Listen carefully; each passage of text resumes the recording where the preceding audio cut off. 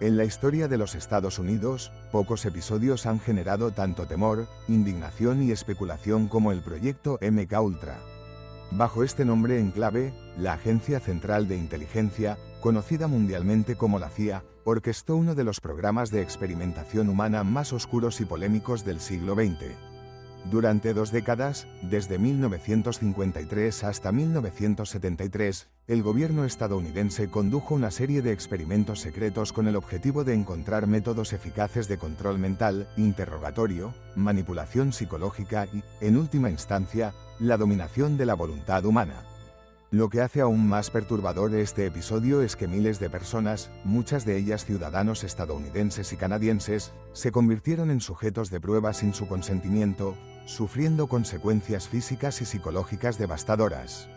El proyecto MKUltra representa el cruce de la ciencia, el espionaje y la ética, en un tiempo marcado por la paranoia de la Guerra Fría y la carrera por la supremacía tecnológica y militar.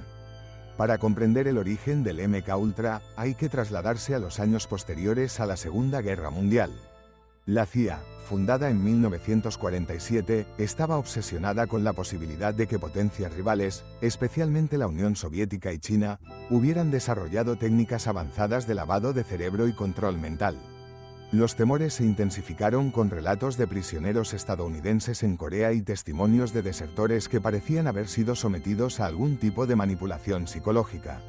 Así, en 1953, el entonces director de la CIA, Allen Dulles, autorizó el inicio de MKUltra, un programa cuyo propósito era explorar los límites de la mente humana y descubrir formas de controlar, destruir o transformar la personalidad de un individuo. El corazón del programa estaba en la experimentación con sustancias psicoactivas, siendo el LSD la más notoria de todas. El ácido lisérgico dietilamida, descubierto por el químico suizo Albert Hofmann en 1938, había capturado la atención de científicos y militares por sus efectos psicodélicos y su aparente capacidad de alterar la percepción, la memoria y la voluntad. La CIA consideró que el LSD podría convertirse en un suero de la verdad, o, incluso, en un arma psicológica para inducir estados de confusión, pérdida de identidad y sumisión absoluta. No obstante, los experimentos no se limitaron a esta droga. El MKUltra abarcó un amplio abanico de sustancias, desde anfetaminas hasta barbitúricos, pasando por mescalina y psilocibina, administradas muchas veces sin el conocimiento ni el permiso de los sujetos. La hipnosis fue otra de las técnicas exploradas con fervor. Los investigadores de la CIA creían que, combinando el poder de los químicos con la sugestión hipnótica, podrían implantar recuerdos falsos, borrar recuerdos reales o inducir comportamientos automáticos en los sujetos.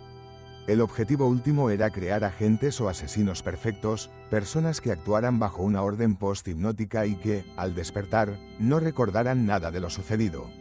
Los métodos empleados para estos experimentos rozaban, y con frecuencia traspasaban, los límites de la tortura. Privación sensorial, aislamiento prolongado, electroshock, exposición a ruidos extremos, insomnio forzado y humillaciones psicológicas eran parte del arsenal utilizado para doblegar la mente. Los experimentos no se realizaban en un solo lugar. El MKUltra abarcó más de 80 instituciones, incluyendo hospitales, cárceles, universidades y clínicas psiquiátricas a lo largo de Estados Unidos y Canadá. En muchas ocasiones, los propios médicos y científicos que colaboraban con la CIA desconocían el verdadero propósito del programa, creyendo que participaban en investigaciones legítimas sobre psicofarmacología o psiquiatría. Uno de los episodios más siniestros y reveladores fue la llamada Operación Clímax de Medianoche. Entre 1955 y 1965, la CIA instaló burdeles secretos en San Francisco y Nueva York. Prostitutas reclutadas por la agencia atraían a clientes a habitaciones equipadas con espejos unidireccionales. Una vez dentro, los hombres eran drogados con LSD sin su conocimiento, mientras agentes de la CIA observaban y grababan cada reacción detrás del cristal. El propósito era analizar el comportamiento humano bajo la influencia de drogas y comprobar si los sujetos podían ser manipulados o inducidos a revelar secretos en un estado alterado de conciencia. Esta operación, cuidadosamente documentada en registros internos, expone hasta qué punto la agencia estaba dispuesta a vulnerar los derechos y la privacidad de los ciudadanos. Las tragedias personales no tardaron en aparecer. Uno de los casos más emblemáticos y trágicos fue el de Frank Olson, un bioquímico del ejército de Estados Unidos que colaboraba con proyectos de armas biológicas y químicas. En noviembre de 1953, durante una reunión de trabajo, Olson fue dosificado con LSD sin su consentimiento por colegas de la CIA. Los días siguientes estuvieron marcados por episodios de paranoia, ansiedad severa y alteraciones mentales. Una semana después, Olson cayó desde la ventana de un 10º piso en un hotel de Nueva York. Aunque oficialmente se declaró su muerte como suicidio, investigaciones posteriores y testimonios de su familia sugieren que pudo haber sido asesinado para silenciarlo, ya que Olson habría manifestado su deseo de abandonar los proyectos secretos y denunciar las irregularidades. Décadas más tarde, el caso de Frank Olson se convertiría en un símbolo de las víctimas del MKUltra y en el tema de libros, documentales y películas, alimentando la sospecha y la indignación pública. El sufrimiento de las víctimas del MKUltra no se limitó a casos aislados. Miles de individuos fueron expuestos a pruebas con drogas, hipnosis y torturas psicológicas sin su consentimiento. Muchos eran pacientes psiquiátricos internados en hospitales, otros eran reclusos en cárceles, y algunos simplemente ciudadanos comunes reclutados bajo pretextos falsos.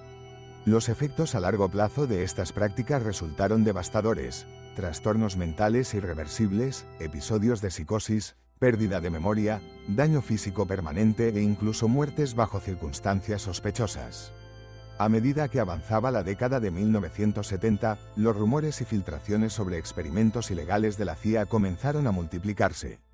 El escándalo alcanzó su punto álgido cuando, en 1975, el Congreso de los Estados Unidos lanzó una serie de investigaciones públicas, encabezadas por el Comité Church y la Comisión Rockefeller.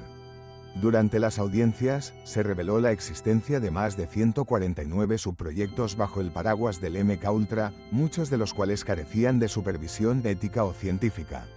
La mayoría de los registros oficiales fueron destruidos en 1973 por orden de Richard Helms, entonces director de la CIA, en un intento de encubrir la magnitud de las operaciones.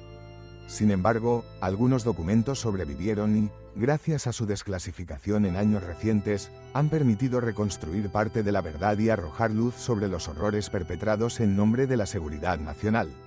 El impacto social y legal del MKUltra fue profundo. Varias víctimas y familiares de afectados presentaron demandas contra el gobierno, exigiendo justicia y reparación por los daños sufridos.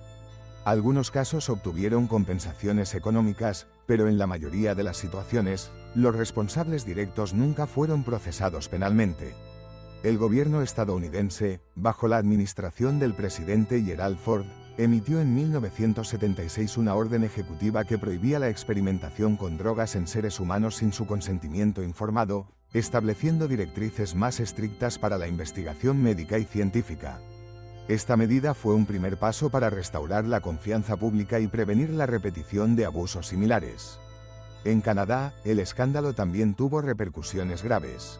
En el Allan Memorial Institute de Montreal, el psiquiatra Donald Ewen Cameron, financiado por la CIA, llevó a cabo experimentos de desprogramación mental en pacientes vulnerables.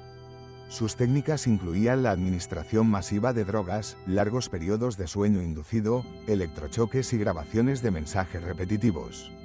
Muchas víctimas canadienses, cuyos recuerdos y vidas quedaron destrozadas, llevaron sus casos ante la justicia y el gobierno canadiense tuvo que asumir responsabilidad por su colaboración con la CIA.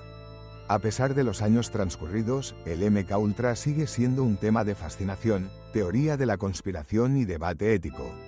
La desclasificación de documentos en 2001 permitió conocer más detalles sobre la amplitud del programa, los métodos empleados y las identidades de algunos de los científicos y médicos involucrados. Sin embargo, la destrucción deliberada de la mayoría de los registros ha impedido una reconstrucción completa de los hechos y ha dejado muchas preguntas sin respuesta.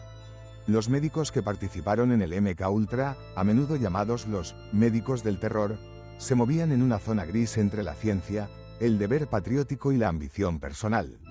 Algunos argumentaban que sus acciones estaban justificadas por la amenaza comunista y las exigencias de la Guerra Fría. Otros, en cambio, reconocieron años después que se dejaron seducir por la oportunidad de explorar los límites de la mente humana sin restricciones éticas. El legado de estos médicos es ambiguo y perturbador, pues su trabajo contribuyó tanto al avance de la neurociencia como al sufrimiento humano innecesario. El MKUltra no solo es relevante como un episodio del pasado, sino como una advertencia permanente sobre los peligros de la ciencia sin ética y el poder sin control.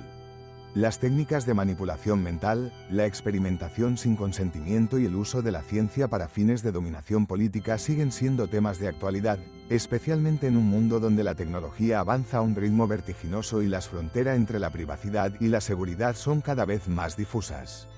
Hoy, las historias de las víctimas del MKUltra sirven como un recordatorio de la importancia del consentimiento informado y la protección de los derechos humanos.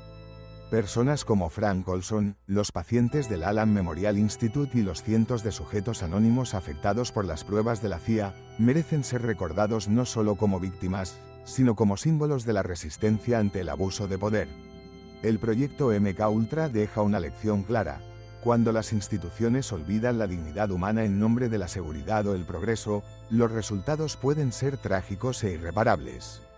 La memoria de estos experimentos, de los médicos del terror y de quienes sufrieron sus consecuencias, debe servir para fortalecer la vigilancia ciudadana, la transparencia gubernamental y los principios éticos que protegen a cada individuo frente al abuso y la manipulación.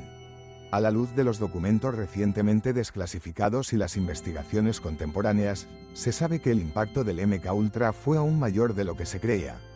Los métodos desarrollados por la CIA influyeron en técnicas de interrogatorio posteriores y dejaron una huella imborrable en la cultura popular, inspirando novelas, películas y teorías sobre el control mental. Sin embargo, más allá del mito, la realidad del MKUltra es un llamado a la reflexión sobre los límites del conocimiento y el costo humano de la obsesión por el poder. En última instancia, el caso MKUltra no es solo una historia de ciencia y espionaje, sino una advertencia sobre la fragilidad de la libertad y la necesidad constante de proteger los derechos fundamentales, incluso frente a aquellos que dicen actuar en nombre del bien común.